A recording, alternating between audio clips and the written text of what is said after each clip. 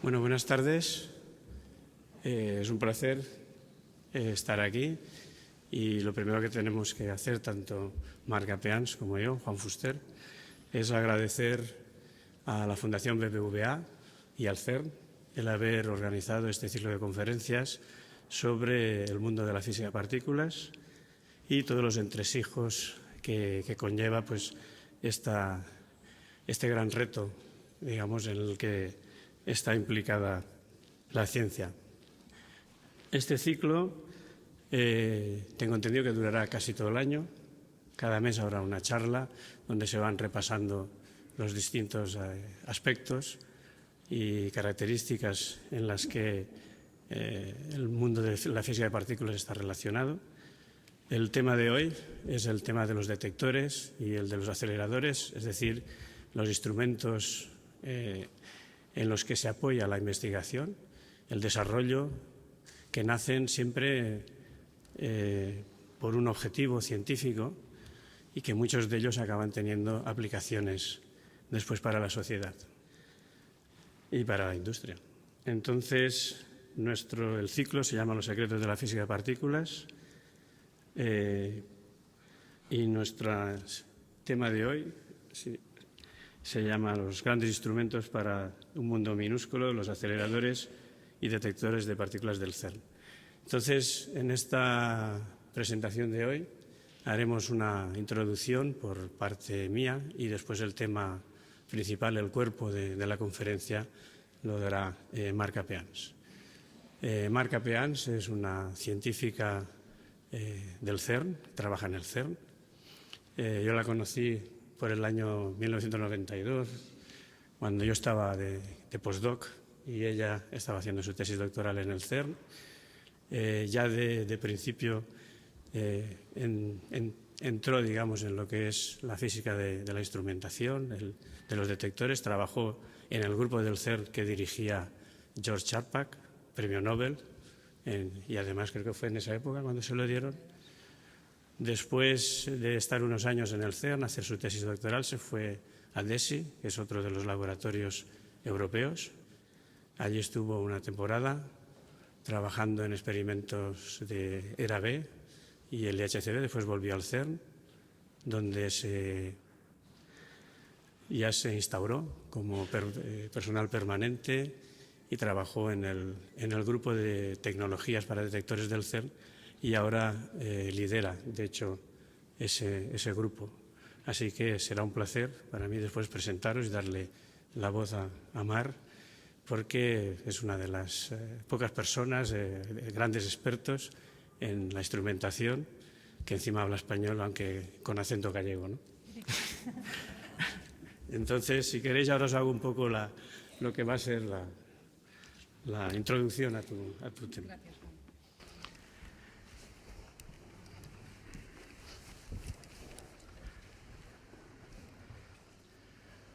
Bueno, vamos a ver. La primera idea que me gustaría quizás enfatizar para que entendamos por qué hay que desarrollar nuevos detectores es para deciros la importancia que tienen, ¿no? Es decir, la observación experimental siempre en física lo que es esencial es contrastarlo, es observarlo. Y para observarlo siempre necesitamos desarrollar tecnología. Por ejemplo, y no es algo que a veces no pensamos, porque ya nos lo dan de una manera cuando lo estamos aprendiendo en clase, etcétera, es decir, gente como Newton, como Galileo, etcétera. ¿Por qué los conocemos? Los conocemos porque fueron grandes genios de la gravitación. Entonces siempre los asociamos precisamente con la gravitación, con todas las leyes de la gravedad y que fueron los primeros en instaurar esto. Pero ¿por qué fue posible llegar a determinar todas esas leyes? Fue posible porque desarrollaron nuevas tecnologías, los telescopios. Los telescopios Galileo, Newton, desarrollaron precisamente la óptica. Ellos fueron los primeros que empezaron con la óptica. Entonces, un mensaje que me gustaría que quedara al menos claro al final de la charla es que Para observar nuevos efectos y profundizar en el conocimiento es preciso construir y desarrollar nuevas tecnologías. Nuevas tecnologías que muchas de ellas, no todas, pero muchas de ellas repercuten en aplicaciones y beneficios para la sociedad. Ahora vamos a determinar cuáles son nuestros instrumentos, los instrumentos de física de partículas. Aquí veis lo que es la escala de distancias. Esto es, digamos, las fronteras de lo que es nuestro conocimiento ahora. Esto es la frontera de lo pequeño, ¿de acuerdo?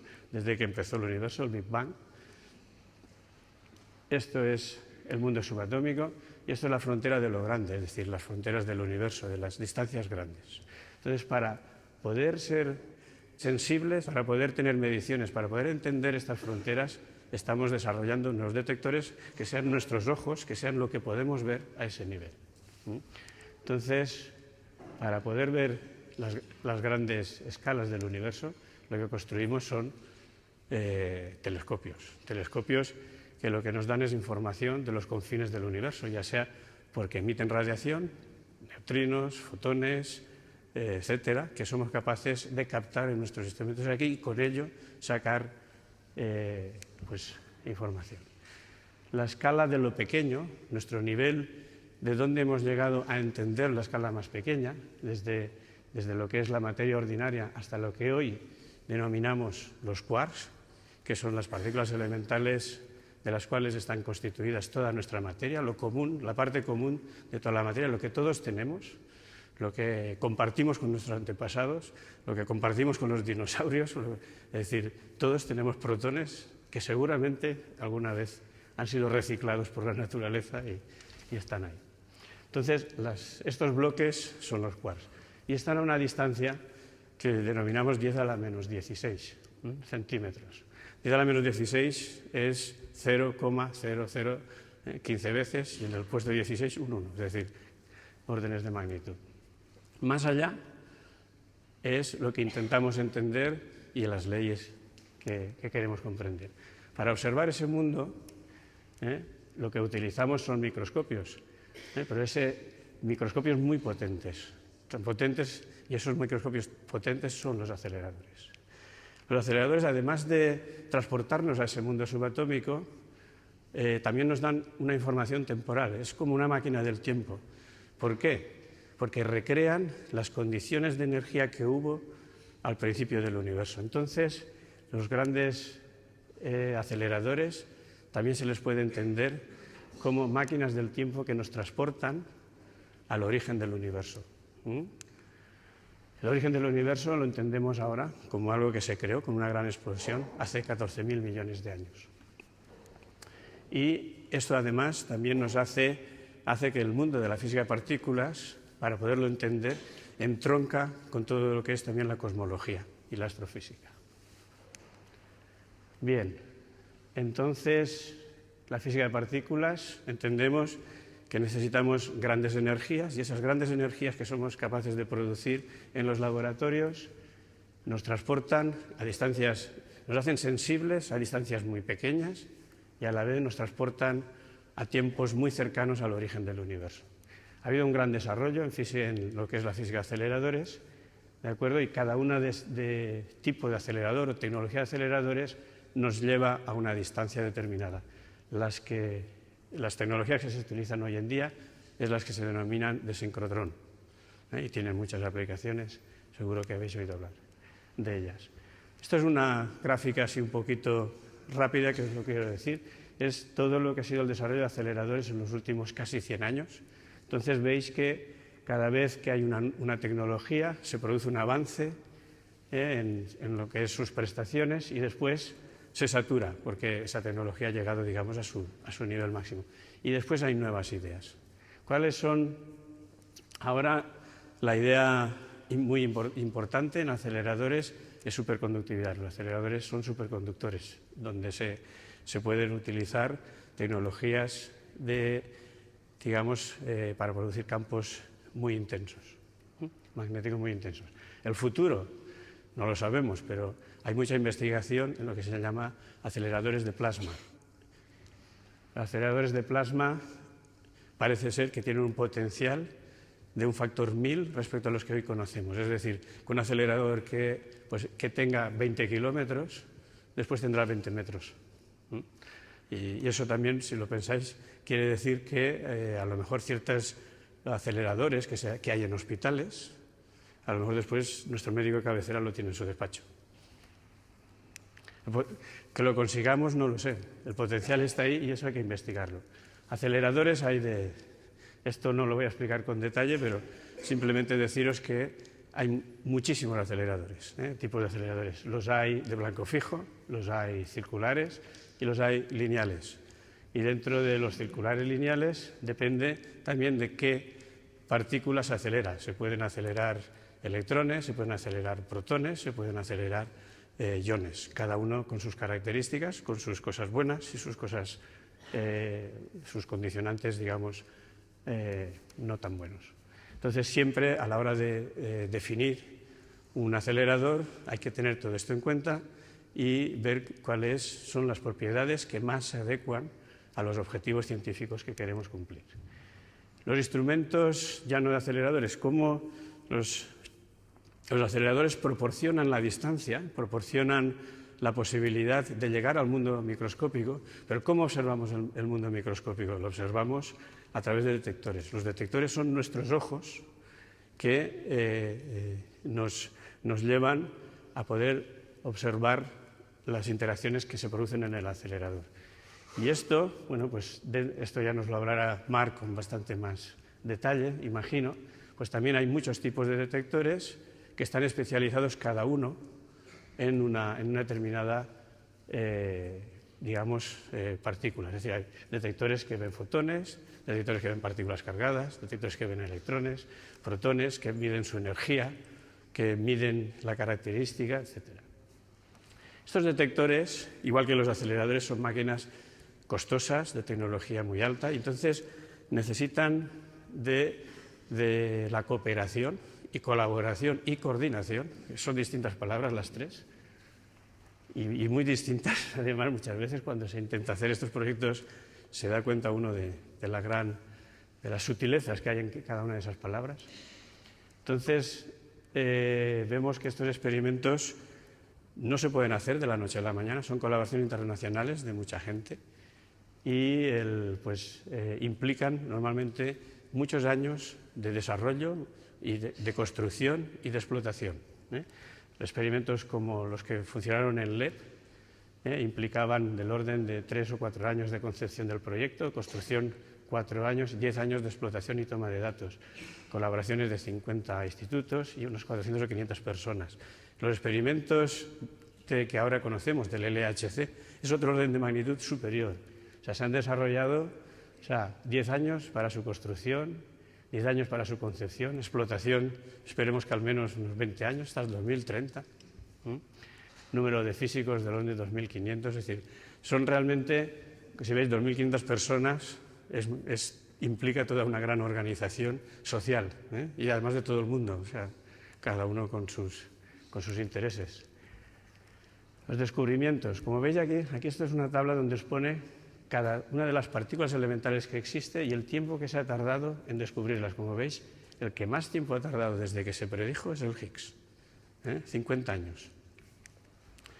Entonces, y todo eso ha sido posible gracias a una continua mejora de todas las tecnologías para siempre intentar llegar más lejos de lo que se había conseguido. Entonces, esto me gusta muchas veces simbolizarlo, que en este tipo de descubrimientos siempre existe primero una predicción normalmente realizada mediante un estudio teórico, algo que dentro del modelo no encaja, o cómo ver cuál es el mejor encaje, cuál es la partícula que soluciona determinados problemas. Esto normalmente es la predicción, el que se mira de lejos, y son los objetivos científicos. Después hay mucho trabajo técnico, tecnológico, trabajo del detalle para llegar. Se suda y a veces sale bien, otras veces sale mal. Pero bueno, a veces se consigue llegar a la cima. El trabajo, como podéis imaginar, no es solo de físicos, ni siquiera de físicos teóricos. El trabajo implica, sobre todo, desarrollo de tecnologías, sobre todo trabajo de ingenieros. Entonces, aquí veis un poco cómo se trabaja en el CERN. O sea, los teóricos, los físicos teóricos, están en sus despachos desarrollando sus teorías. Los físicos experimentales intentan ver cuál es la manera de poder llegar a testear, digamos, a mirar las predicciones que pueden hacer los físicos teóricos, y después hay una gran necesidad de ingenieros o físicos aplicados para construir esos detectores y para construir los aceleradores. Estábamos en el CERN, estábamos viendo, por ejemplo, el CERN, la plantilla del CERN son del orden de unos 2.300 personas estables, físicos son unos 200, el resto son tecnólogos, son ingenieros y personal técnico. Para que veáis un ejemplo de lo difícil que es ver, observar, y de la cantidad de cosas que se tienen que uno controlar para poder entender la física de partículas a estos niveles. Esto es un ejemplo de LEP, o sea, de hace cuando Mar y yo teníamos menos años, por lo menos yo. Y entonces aquí veis, lo que se intentaba medir era este parámetro, que es la masa del bosón Z0, ¿sí? con estas cifras decimales, es decir, con una precisión muy importante. Entonces lo que se descubrió es que había una sistemática en el acelerador que no se llegaba a controlar y que limitaba la medida, es decir, no se podía llegar a esa precisión porque no se entendía bien qué pasaba en la máquina. ¿De acuerdo? Entonces se vio que de alguna manera el campo de los imanes del acelerador tenían unas fluctuaciones que nadie entendía. Eso nos costó algo más como 2 años entenderlo. Y había unos cambios incontrolados que era la circunferencia del haz, que era la circunferencia del haz es de unos 27 kilómetros, y esos cambios incontrolados eran del orden de 1 milímetro. Y la cosa era entender qué estaba ocurriendo en el haz. La Luna hacía cambiar lo que son las dimensiones de la Tierra, las mareas, y esa presión hacía que lo que era la circunferencia del LEP cambiaba en 1 milímetro, y al final eso se entendió. Eso quiere decir que con nuestros instrumentos hubiéramos sido capaces de predecir, sin haber visto nunca que la Luna existía. Una manera cara de predecirlo, pero bueno, se podía haber hecho. Bueno, el acelerador que hay ahora, imagino que Mar también nos hablará de él, es el LHC. Está ubicado dentro de lo que fue el acelerador LEP de 27 kilómetros, y en él trabajan más de 10.000 personas de todo el mundo, colisiona protones y además integracionan, aún no se ha conseguido, ¿no? 20 millones, pero bueno, el objetivo es que esos haces se crucen 40 millones de veces por segundo. Eso quiere decir que toda la electrónica, todos los detectores de los que nos hablará Mar, tienen que estar preparados para tomar datos cada vez que se cruzan. Es decir, cada 25 nanosegundos, millones de canales electrónicos tienen que estar sincronizados para digerir toda esa información. Los detectores son el LHCb, CMS, ATLAS y ALICE. Hay 4 detectores, cada uno con su especialización física. Los más conocidos, porque son lo que se llama multipropósito, es decir, sirven para todo, son ATLAS y CMS, y además son las colaboraciones más grandes. También me gustaría hablar un poco de lo que son los retornos. Aquí veis el retorno español de lo que ha sido la construcción del LHC. Entonces, empresas españolas han facturado al CERN por su construcción del orden de casi 200 millones de francos suizos. Y como veis, aquí esto es la tarta, digamos, en lo que se ha contribuido. La construcción es lo más grande, pero no es lo único. Al menos en esto también hemos contribuido en tecnología. Las aplicaciones de los aceleradores esencialmente se dividen en 3. Científicos, es decir, no solo la física de partículas quizás es lo más conocido porque son los aceleradores más grandes, los de prestaciones un poquito más exigentes, pero también exige para todo lo que es la física de materiales, biología. Aquí en España existe el acelerador ALBA, donde pues, es un sincrotrón donde utiliza precisamente lo que a nosotros nos fastidia, que es una luz sincrotrón que nos quita energía y no podemos desarrollar grandes energías. Entonces ellos utilizan esa luz precisamente para radiografiar los materiales o para radiografiar las moléculas y de ahí extraer información. Después pues veis ahí también pues, para hacer radiografías, etc. Con todos estos instrumentos para física médica y para aplicaciones industriales. Con todos instrumentos lo que nos hacen, como son capaces de ver una partícula, no muchas partículas, sino una partícula, lo que nos dan es información del material y nos radiografían cualquier cosa. En cifras, ya que estamos en el BBVA, en una de las casas del dinero, pues vemos aquí que esto es un mercado que mueve en proyectos de investigación para los próximos 15 años, moverá del orden de 15.000 millones de euros solo en proyectos de investigación, y en lo que son ventas comerciales, sobre todo en hospitales, son del orden de 3.000 millones al año, con un incremento del 10% anual. También pues, en física médica, los detectores lo que nos hacen es transparente el cuerpo y por ello podemos observar el interior de nuestro cuerpo, ¿no?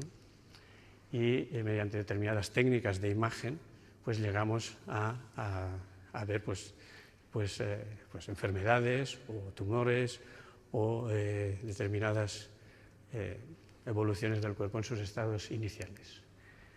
Ya no solo en industria o también en ciencia en sí,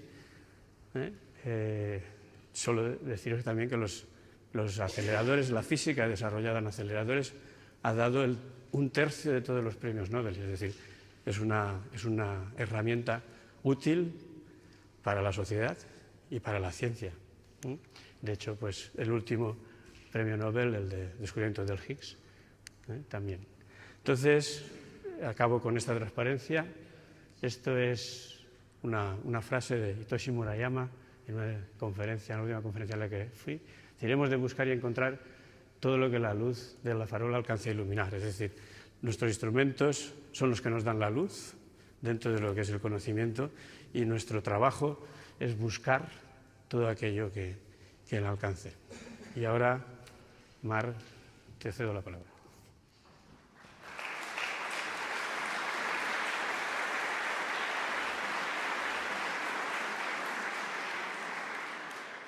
Gracias, Juan, por esta introducción tan completa. Y me gustaría agradecer también al BBVA la organización de este ciclo de conferencias, que en un año tan importante para el CERN, en el que celebramos nuestro 60 aniversario. Me gustaría comentar, antes de meterme en la conferencia, que va a ser una conferencia técnica, ya aviso desde el principio, que es un ciclo de 9 conferencias que están dadas por expertos, y entonces hoy no vais a oír hablar del bosón de Higgs, no vais a oír hablar de materia oscura, no vais a oír hablar de neutrinos, pero vais a oír hablar de los instrumentos que utilizamos en el CERN, que son los aceleradores y los detectores de partículas. Muchas veces me preguntan, ¿pero cuál es la física que se hace en el CERN? Y la respuesta es muy clara, es física de partículas, que es la parte de la física que estudia los componentes elementales de la materia y las interacciones entre ellas. Por lo tanto, mis herramientas o mis objetivos de trabajo es entender las partículas y las fuerzas.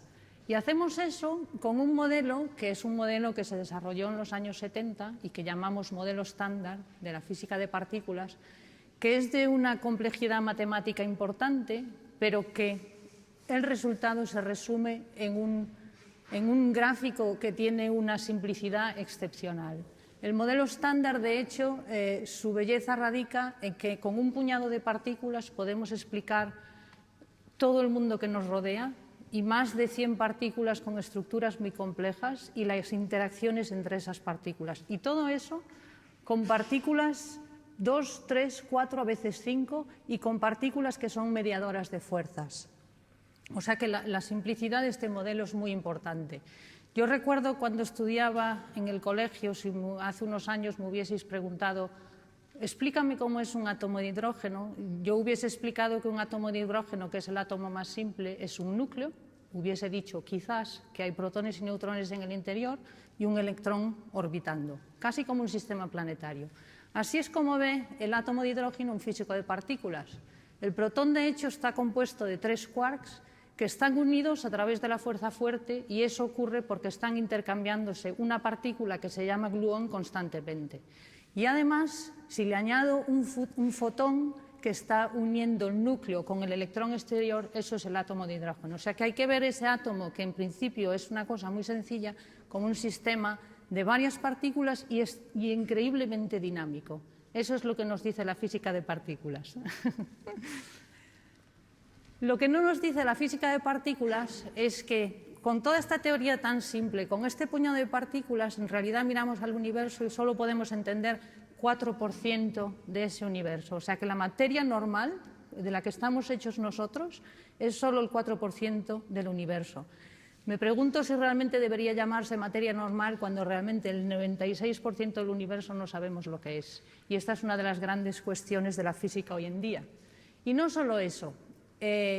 Los físicos, y yo creo que los científicos en general, tendemos cuando podemos hacia la simplicidad. Los modelos más bellos de la física, de la biología, de las matemáticas son simples en su definición. Y la física de partículas tiene una historia, una tradición importantísima de simplicidad. Por ejemplo, fue Newton que hace muchísimos años nos explicó que con las mismas fórmulas que puedo explicar cómo una manzana cae de un árbol, puedo explicar por qué los planetas están en el universo en una posición precisa. Fue Maxwell que nos dijo que en realidad la electricidad y el magnetismo son la misma fuerza. O Einstein que nos dijo que el tiempo y el espacio son en realidad la misma cosa. De hecho, los físicos de partículas tenemos una sospecha, y es que todas las fuerzas que conocemos, sabemos que hay 4 fuerzas fundamentales, y tenemos la sospecha que a muy altas energías esas 4 fuerzas en realidad son solo una. El modelo estándar ha unificado 3 de las fuerzas, nos queda la gravitación y eso es hacia donde tendemos. Por lo tanto, hay preguntas importantísimas que responder y podemos hacer esas respuestas o podemos buscarlas de varias maneras. La astrofísica, de hecho, mira hacia el universo, hacia las partes más grandes, el macrocosmos, y lo hace utilizando telescopios, telescopios de radio, telescopios ópticos. En el CERN nos vamos a la escala opuesta y utilizamos aceleradores. Los aceleradores nos permiten 2 cosas, como ha comentado Juan, que es ir hacia atrás en el tiempo, porque podemos reproducir las condiciones del universo 10 a la menos 11 segundos justo antes después del Big Bang, y además, como utilizamos energías altísimas, podemos estudiar la estructura de la materia a su escala más pequeña. ¿Y por qué eso es posible? Pues igual que un microscopio electrónico nos permite ver la materia a escala de nanómetros, comparado con un microscopio óptico que nos permite ver la materia en el orden de milímetros o cientos de nanómetros. Por lo tanto, las funciones del acelerador son 2, retroceder en el tiempo y ir a lo más pequeño que existe en la materia.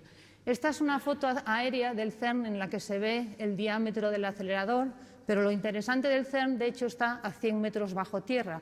Esta es una representación con los Alpes al fondo. Tenemos la suerte de que el CERN está entre la frontera entre Ginebra, Francia y Suiza.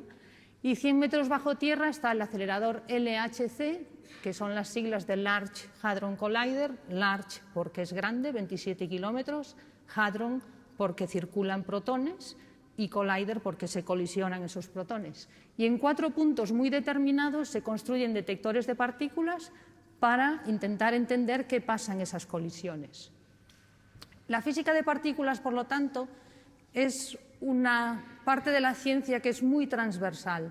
Se utilizan un montón de disciplinas y la mayoría de nosotros tenemos que saber un poquito de todo. Un poco de aceleradores, un poco de detectores, un poco de adquisición de datos y mucho de análisis de datos.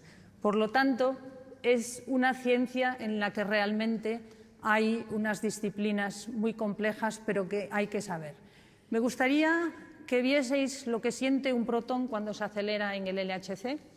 Los protones salen de una botella de hidrógeno, simplemente, se arranca el electrón y nos quedan los protones, y entran en un sistema complejo de aceleradores del CERN para ir ganando energía en etapas sucesivas hasta que llegan al corazón del CERN hoy en día, el Large Hadron Collider, donde llegan a velocidades próximas a la velocidad de la luz. Ahí pasaron la frontera entre Francia y Suiza. Vemos un protón con los 3 quarks en el centro y los protones empiezan a estrujarse porque están llegando a los puntos de interacción. Se va a encontrar un protón que en realidad no es un protón, es un paquete de protones que llegan en direcciones opuestas. En un momento muy preciso se produce esa colisión en la que la energía que hemos puesto en juego se va a convertir en masas de partículas gracias a la fórmula de Einstein en que la energía y la masa son intercambiables. Y esas colisiones van a dejar distintas señales o trazas en los detectores, que es lo que nosotros vamos a analizar.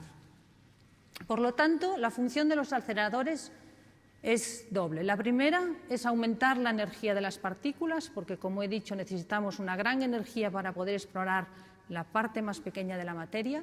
Y la segunda es que van a cambiar la dirección de esas partículas utilizando campos magnéticos. Se aceleran con campos eléctricos y se fuerzan las trayectorias con campos magnéticos.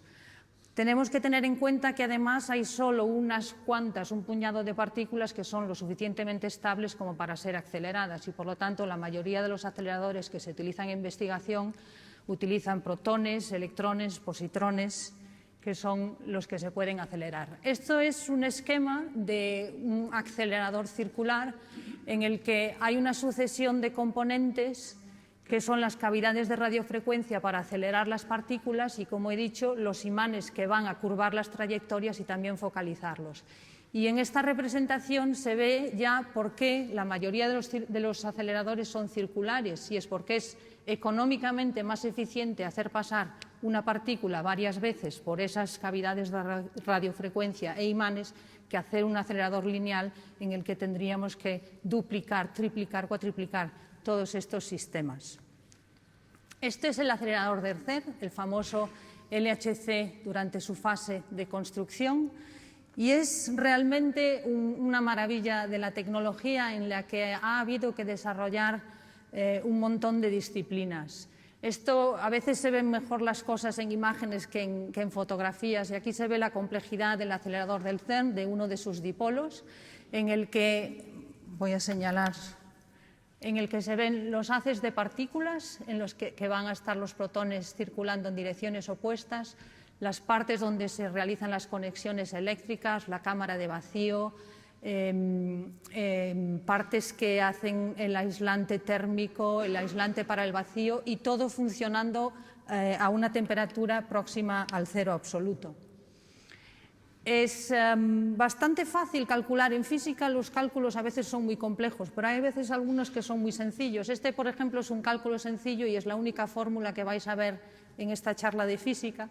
Y es sabemos la energía del haz, la energía que queríamos tener en el LHC, porque sabíamos a qué energía queríamos mirar la materia, que son los 7 TeV. Y además sabemos que el acelerador LHC se construyó en un túnel que ya existía de 27 kilómetros. Por lo tanto, es muy fácil calcular que con esas dimensiones y esa energía necesitaré un campo magnético de 8 teslas. Yo entiendo que saber lo que es un tesla es difícil, pero os digo que 8 teslas es un campo magnético muy, muy intenso. De hecho, solo se puede conseguir con imanes superconductores.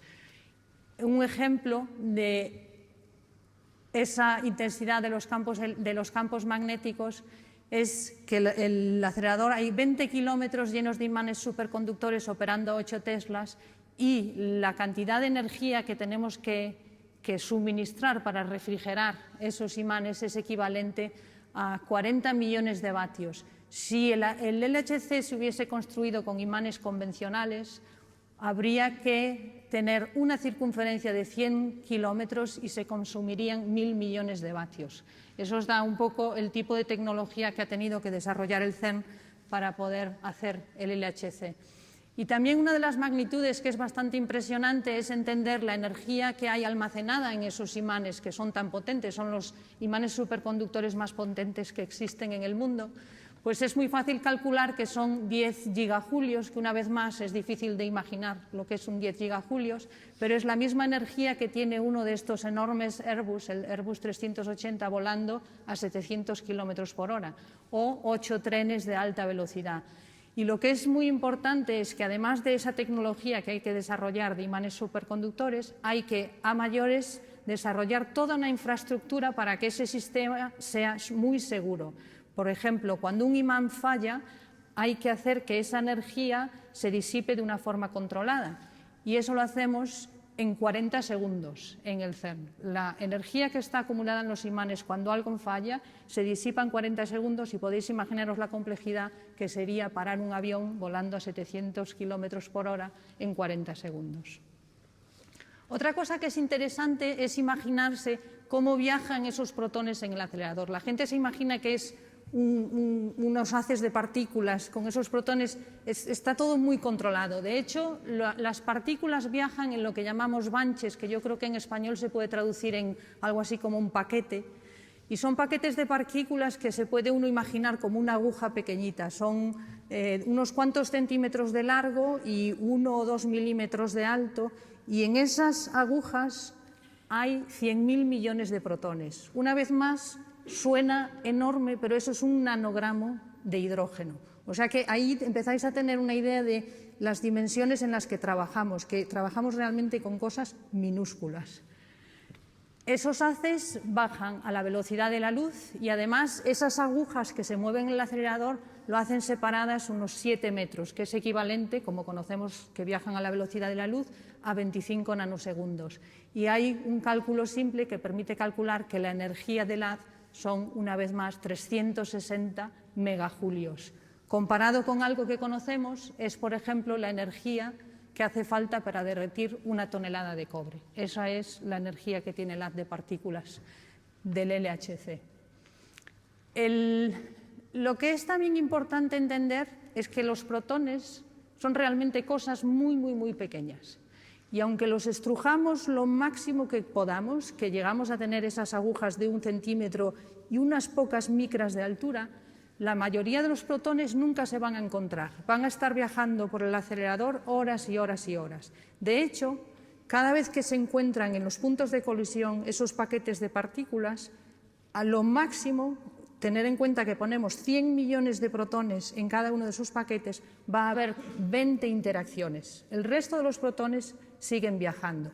La ventaja que tenemos es que hacemos ese proceso de colisión súper rápido, cada 25 nanosegundos. Y por lo tanto, al final tenemos un número de colisiones que son entre 600 y 1.000 millones de colisiones por segundo. Eso, por supuesto, es un reto enorme para el acelerador, pero también para los detectores de partículas que tienen que manejar esa información. Veis en esta imagen las cantidades de las que hablaba, los 100.000 millones de protones que se ponen en juego en cada colisión, se producen 1.000 millones de colisiones cada segundo y el problema que tenemos es que en la mayoría de esas colisiones la física que se produce, las partículas que se producen, ya las conocemos, no nos interesan en absoluto y por lo tanto tenemos que, de todas esas colisiones que se producen, solo guardar las que creemos que son interesantes. Y eso se hace con los detectores de partículas. A mí me gusta comparar los detectores de partículas con una cámara de fotos a lo grande. Una cámara de fotos hoy en día todo el mundo lleva en el bolsillo un teléfono con una cámara que tiene probablemente 4 o 8 millones de píxeles de resolución y la cámara lo único que es un detector de fotones. De hecho, la cámara está detectando luz. Un detector de partículas es lo mismo que una cámara, pero detecta todo tipo de partículas y además lo hace con una resolución de 100 millones de píxeles. Y no acaba ahí. Además hace una foto, voy a ponerlo en otras unidades, cada segundo toma 40 millones de fotografías. Y todas esas fotografías las va a analizar en tiempo real y se va a quedar solo con las que son interesantes. Aquellas fotografías en las que creemos que hay física nueva, que hay la partícula de Higgs, que hay un suceso interesante. El resto las va a borrar. ¿Cómo hacemos eso? Yo, como soy de Santiago, me gusta comparar mi detector a la Catedral de Santiago y porque siempre que la gente viene al CERN nos dicen es la catedral de la ciencia. Efectivamente, se parece bastante en tamaño a la Catedral de Santiago. No sé cuánto pesa la Catedral de Santiago, el detector Atlas, que es uno de los grandes detectores del CERN, pesa 7.000 toneladas, tiene 3.000 kilómetros de cables, es 46 metros de largo, 25 metros de altura. Es difícil de imaginar, pero os enseñaré unas fotos luego para que veáis cómo se construyó. Lo que es interesante en los detectores de partículas es que la estrategia para su construcción es casi siempre la misma. Y se hacen en capas. En la parte más interna tenemos los haces de partículas, donde va a haber colisiones con una precisión espacial enorme justo en el centro, y vamos a empezar a rodear esa colisión de capas de detectores o capas de cámaras fotográficas con una secuencia muy determinada. Va a haber detectores de trazas, calorímetros, cámaras de muones e imanes. ¿Y por qué son así? Lo primero, los imanes. Son sistemas de imanes muy complejos, son sistemas de imanes muy grandes que el CERN ha tenido que desarrollar específicamente para estos detectores, y es el único sitio en el mundo en el que se pueden hacer con tal magnitud, pero nos dan una información que es extremadamente relevante, porque en el detector lo que queremos al final es medir lo máximo de propiedades que podamos de una partícula, su masa, su energía, su momento, su carga. Y cuando las partículas pasan por un campo magnético, las partículas cargadas, dependiendo de su masa, se van a curvar más o menos. Una partícula muy ligera se va a curvar mucho en el campo magnético, y una partícula más pesada va a haber menos ese campo magnético. Y lo mismo con la carga. Las partículas de cargas opuestas se van a curvar en direcciones opuestas. Por lo tanto, es muy importante tener imanes en los experimentos. Los detectores de trazas tienen una función muy particular, que es detectar las trazas de las partículas cargadas, es decir, decirme por dónde ha pasado una partícula. Y eso se hace con tecnologías diferentes que adaptamos dependiendo de la resolución que queramos tener para discernir esas trazas. Esta es una representación de cómo una traza de una partícula va dejando señales en distintas capas del detector. Y como he dicho antes, si además este detector lo pongo dentro de un campo magnético, voy a mayores a tener medida del momento y de la carga. Esta tecnología se utiliza también no solo en la parte más interna del detector, en la que quiero saber por dónde pasan las trazas, pero también en las partes más externas, porque quiero detectar unas partículas muy particulares que son los muones, que son como un electrón pero mucho más pesado, y son de las pocas partículas que consiguen atravesar el detector desde el principio hasta el final. Por lo tanto, las últimas capas de mi detector van a ser cámaras de muones, porque cada vez que tenga una señal voy a saber que ha pasado un muón por ahí. Me gustaría enseñaros cómo funciona en detalle este tipo de detectores. Yo he trabajado muchos años en este tipo de detectores. El centro es el centro de colisiones y vemos distintas capas de esos detectores que vamos ajustando dependiendo de la resolución. Esto es lo que se llama un detector de gas, cuya función es ser lo más ligero posible. Lo hacemos con los materiales más ligeros posibles, y además el medio que ponemos en el interior para detectar es gas, que es lo más ligero que podemos imaginarlos, porque queremos que las partículas pasen a la siguiente capa de detección. ¿Y qué es lo que pasa? Que la partícula va a pasar dentro de este cilindro, donde hay un hilo metálico que tiene un campo eléctrico enorme, y por lo tanto cuando la partícula pase va a acelerarse, interaccionar con las moléculas de gas que hay dentro del detector y producir una señal eléctrica. Es un proceso bastante sencillo y que nos da muchísima información, porque nos da la información sobre la posición de las partículas, pero también, como he dicho, de su carga y su momento.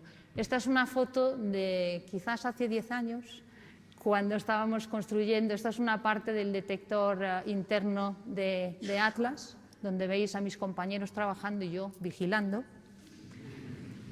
El siguiente tipo de detector son los calorímetros. Así como las capas más internas queremos saber por dónde pasan las partículas, en la siguiente capa queremos parar las partículas para absorber toda su energía y poder medir esa energía, para poder seguir teniendo propiedades distintas de las partículas. Por lo tanto, su función es medir la energía de las partículas neutras o cargadas, y eso se hace poniendo sándwiches de materiales pasivos que van a parar e interaccionar con las partículas, con una parte de material activo que va a convertir esa interacción en una señal eléctrica o en luz que luego yo voy a poder medir con electrónica muy rápida. Os voy a explicar ahora en detalle cómo vemos esas partículas y lo hago para ser políticamente correcta con el detector CMS y no mostraros solo Atlas. Y esta es una representación donde veis una estructura similar. Los haces de partículas pasan por el medio a un detector interno de trazas, calorímetros, los imanes y las cámaras de muones en el exterior. Y esto es una fotografía de ese detector, como si cojo el detector, que es un cilindro, y lo corto. Y esta es la visión frontal de ese detector. Y es fácil, si lo vemos de esta forma, una vez más, detector de trazas, calorímetros, imán y cámaras de muones. O sea que la estructura siempre es bastante similar. Lo que es interesante es ver qué estrategias o qué tecnologías utiliza cada uno de los experimentos para detectar de la forma más eficiente posible. O sea que aunque las funciones son iguales, las tecnologías o cómo han organizado esos detectores cambian de experimento a experimento. Y si seguimos con esta imagen en mente, me gustaría enseñaros cómo vemos, por ejemplo, un muón, que es una partícula con una vida larga que podemos detectar y que además va a atravesar todo el detector. Va a dejar, porque tiene carga, va a dejar señal en el detector de trazas, no se va a parar en los calorímetros y va a continuar y dejar señales en las cámaras de muones. Un electrón es una partícula diferente, tiene una masa mucho menor que un muón, pero también tiene carga. Por lo tanto, el electrón va a dejar señal en el detector de trazas, pero va a depositar toda su energía en el primer calorímetro electromagnético. Otro ejemplo, un hadrón cargado, por ejemplo, un pión, una partícula que está compuesta de quarks con carga.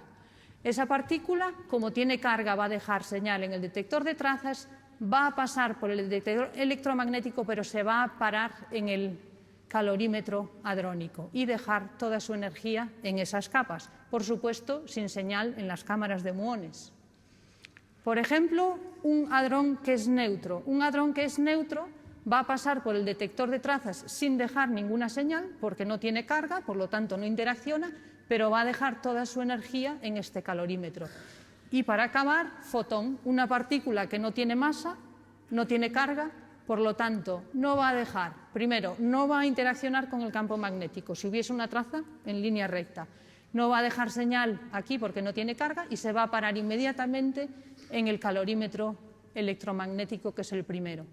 Por lo tanto, ¿qué es lo que vemos en los detectores? En los detectores vemos solo un puñado de partículas que tienen una vida suficientemente larga y estable para que dejen una señal en ese detector. Lo que podemos hacer es intentar averiguar con esas señales si hubo partículas antes que se desintegraron, y eso lo hacemos midiendo energía, midiendo otras trazas que aparecen en los detectores. Y la complejidad de estos sistemas, por supuesto, como decía antes, es la cantidad de datos que se generan, esas 40 millones de colisiones por segundo que hay que tratar. ¿Cómo se detectó el Higgs? La teoría, el modelo teórico nos dice cómo se crea el Higgs, por ejemplo aquí en la fusión de dos gluones. Y me dice también que hay ciertas probabilidades de que esa partícula se desintegre vía distintos procesos dependiendo de su masa. Un proceso que es muy popular y que hemos detectado de una forma muy eficiente en el LHC es el Higgs que decae a 2 fotones, y esto es como lo vemos en el detector. Recordad que de esas 20 colisiones que aparecen cada vez que se encuentran los paquetes de partículas, solo una de ellas va a crear el Higgs. El resto van a hacer física estándar, que digamos. Y entonces lo que veo aquí son las señales de los 2 fotones acompañadas de lo que nosotros llamamos ruido, que son sucesos de física que conocemos y que no nos interesan.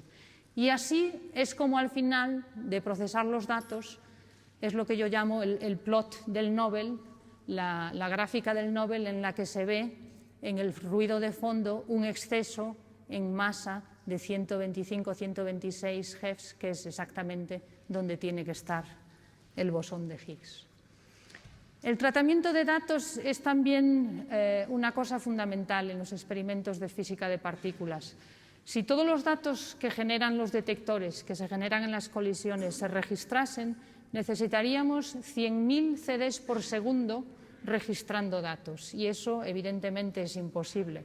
Por lo tanto, eso equivale, de hecho, a 50.000 llamadas de teléfono realizadas al mismo tiempo. Es el mismo volumen de datos. Por lo tanto, es impensable registrar esos datos y guardarlos todos. Por lo tanto, tenemos un sistema inteligente de filtros que nos permite reducir los datos dependiendo de la física que sospechamos que hay en esos sucesos.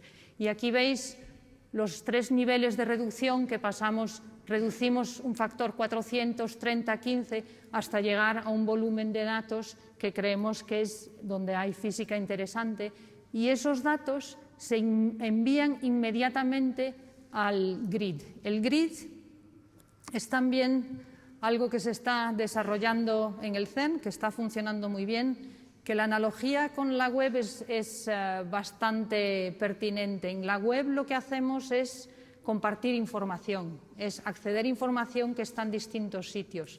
La grid es un sistema nuevo que no solo se comparte información, sino que también se comparte los recursos de computación que están disponibles en esa red. Por lo tanto, un científico va a encontrar los datos allá donde estén y los va a procesar con los procesadores que estén disponibles en ese momento. Y además, la grid va a saber qué tipo de programa o qué tipo de técnicas son las mejores para procesar con más rapidez esos datos. O sea que es un avance muy importante.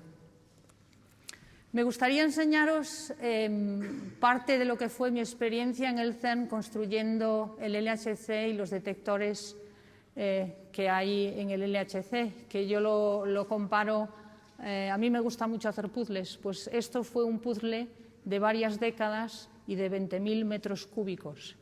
Y es así como empezamos. En el año 98 se empezó a construir, esta es la caverna del experimento Atlas, que además tiene la particularidad que se empezó a construir cuando el anterior acelerador aún estaba funcionando, o sea que podéis imaginaros la complejidad de la ingeniería civil para que se construya una caverna a 100 metros bajo tierra cuando tienes un acelerador a pocos metros que ve las mareas o la influencia de la Luna.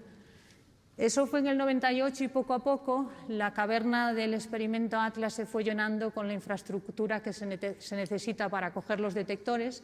A esto le llamamos los pies de Atlas, que de hecho parte de ellos están hechos en España, igual que los imanes superconductores, que son imanes de decenas de metros de largo, de muchas toneladas y que hay que bajar 100 metros bajo tierra por un canal que es la mitad del diámetro, por lo tanto son operaciones muy complejas y se van bajando, instalando hasta llegar a completar los 8 toroides de Atlas y uno de los calorímetros que está en la posición de reposo esperando a que los detectores lleguen desde la otra parte. Aquí tenéis a uno de mis compañeros para daros una impresión de la dimensión de lo que es el detector Atlas. Una vez más, el detector interno de trazas ya está dentro y se empiezan a empujar los calorímetros para poder cerrar el detector, que, como os he dicho antes, se cierran con las cámaras de muones, que son realmente bastante espectaculares. Miles de metros cuadrados de detectores con tecnología electrónica muy puntera. Y todo esto alineado con precisión de micras, evidentemente. ¿Cuál es el futuro? La prioridad del CERN es la explotación del LHC hasta su máximo potencial. Creemos que tenemos varias décadas delante nuestra. Del año 2008 al año 2012 hemos corrido el acelerador con una energía de 7 o 8 TeV y con estas condiciones hemos visto 2.000 bosones de Higgs, que ha sido un éxito tremendo para la física de partículas y para todos los que trabajamos o colaboramos con el CERN. Estamos ahora 2 años en una parada técnica y cuando llamamos parada nosotros queremos decir trabajo intenso, porque estamos mejorando el acelerador y los detectores para duplicar la energía y creemos que en la próxima década podemos llegar a tener 1 millón de bosón de Higgs en esas colisiones. Y como veis, mi plan de trabajo no es a la semana, sino que va hasta el 2035, donde ya tengo planeadas las paradas técnicas cada año o las paradas más amplias donde se cambiarán los detectores. A medida que la energía del acelerador aumente, iremos comprendiendo mejor el bosón de Higgs y, por supuesto, intentaremos saber si hay nueva física esperándonos. Los ejes del trabajo del CERN son varios. Está claro que hay una parte fundamental en investigación y descubrimientos, pero el CERN no se para ahí. Hay una parte muy importante de formación, una parte que yo creo que va absolutamente en paralelo a la investigación, que es la tecnología, y una parte fundamental que yo creo que engloba todo, que es la colaboración, esa forma de trabajar que hay en el CERN, que es increíblemente colaborativa. Y me gustaría, como ejemplo de formación, nombrar un concurso que está pasando ahora en el CERN con motivo del 60 aniversario. El CERN pone a disposición de alumnos de instituto de todo el mundo un haz de partículas y han estado durante meses los estudiantes de institutos en varios países intentando diseñar un experimento que van a venir a hacer en el mes de julio en el CERN. Y van a pasar por los mismos procesos que pasan cualquier científico que viene al CERN y quiere hacer un experimento. Van a tener que escribir un documento con sus intenciones, van a tener que hacer una colaboración, van a tener que explicarlo ante el comité científico del CERN y el CERN va a elegir cuáles son los experimentos que se van a hacer. Y es con muchísimo orgullo que puedo mencionar que España es de los que más trabajos ha dirigido al CERN para utilizar este haz de partículas en el verano. En cuanto a transferencia de tecnología, está claro que hay una transferencia tecnológica directa cada vez que el CERN está en una fase de construcción, porque en el CERN desarrollamos muchas ideas, pero luego cuando las construimos lo hacemos en colaboración con la industria de los Estados miembros. Pero hay también una transferencia que es un poco más a largo plazo, con la tecnología de aceleradores, de detectores y, por supuesto, de ciencias de la información. Y un ejemplo que me gustaría, porque me toca que es con los detectores, es la antimateria. La gente dice, ¿para qué sirve el CERN? Descubrimientos. Bueno, pues aquí hay un descubrimiento, algo que se predijo a finales de los años 20 y que 4 años más tarde realmente se vio. Una antipartícula del electrón se vio en el laboratorio y hoy en día se utilizan isótopos radiactivos que emiten naturalmente esas antipartículas y que cuando se ponen en el cuerpo de una persona se van a aniquilar al encontrar los electrones que existen en nuestros átomos, produciendo 2 fotones, igual que el bosón de Higgs, y los vamos a detectar con detectores que construimos en el CERN. Y, de hecho, los sistemas PET, Positron Electron Tomography, no sé cómo traducirlo al español, tomografía por emisión de positrones, se utiliza rutinariamente en los hospitales para ver funciones en el cuerpo humano. Otra parte que es muy importante y que en el CERN estamos trabajando ahora mucho es lo que se llama la terapia con hadrones. Aquí veis una de las palabras que yo creo que todo el mundo va a ser muy familiar, va a ser una palabra muy familiar en las próximas décadas. ¿Por qué estamos haciendo o desarrollando terapia con hadrones? Bueno, hoy en día la mayor parte de los cánceres en Europa se tratan con radioterapia, con rayos X. Y el problema de los rayos X, que es una característica suya, es que tienen una atenuación en la materia que es exponencial. Por lo tanto, independientemente de donde esté el tumor, los rayos X van a irradiar los tejidos que están alrededor del tumor, porque tienen esta forma de atenuar su energía. Los hadrones, por el contrario, tienen una particularidad que es muy interesante y es que la mayor parte de su energía la depositan en una parte muy concreta e inmediatamente se paran. Y entonces ahí ya podéis ver cómo los rayos X van a dañar parte del tejido sano cuando la terapia de protones o de iones o de carbono va a realmente atacar de forma muy precisa esos tumores. Por lo tanto, las disciplinas del CERN tienen, por supuesto, aplicaciones a descubrimientos, pero tienen aplicaciones inmediatas. ¿Qué sabemos hacer en el CERN? Sabemos acelerar partículas y son esas mismas partículas las que se utilizan en radioterapia. ¿Qué sabemos hacer bien en el CERN? Sabemos detectar partículas, sabemos reconstruir sus trazas, sabemos medir su energía con precisiones increíbles. Y es exactamente los mismos procesos que necesitamos para reconstruir imágenes médicas. ¿Qué sabemos hacer en el CERN? Sabemos hacer computación a gran escala, sabemos hacer computación con gran rapidez, y eso es lo que necesitan hoy en día los médicos para hacer análisis, simulaciones de procesos que existen en el cuerpo o cuando se utiliza terapia con hadrones. Entonces, me gustaría acabar diciendo que hemos construido los instrumentos científicos más complejos de la historia de la humanidad en el CERN. Y el descubrimiento del bosón de Higgs es de un valor inconmensurable. Ha sido realizado gracias a la colaboración de miles de científicos, y lo que es más llamativo es que yo creo que todos los que hemos contribuido hemos puesto un granito de arena, y es un éxito colectivo. La curiosidad y los descubrimientos científicos definen el progreso de una sociedad. Y es un proceso que es complejo, es un proceso que tiene también grandes beneficios económicos y sociales, pero que suceden en una escala de tiempo que es impredecible y a veces es larga. Por lo tanto, mi conclusión es: cuanta más ciencia, mejor. Muchas gracias.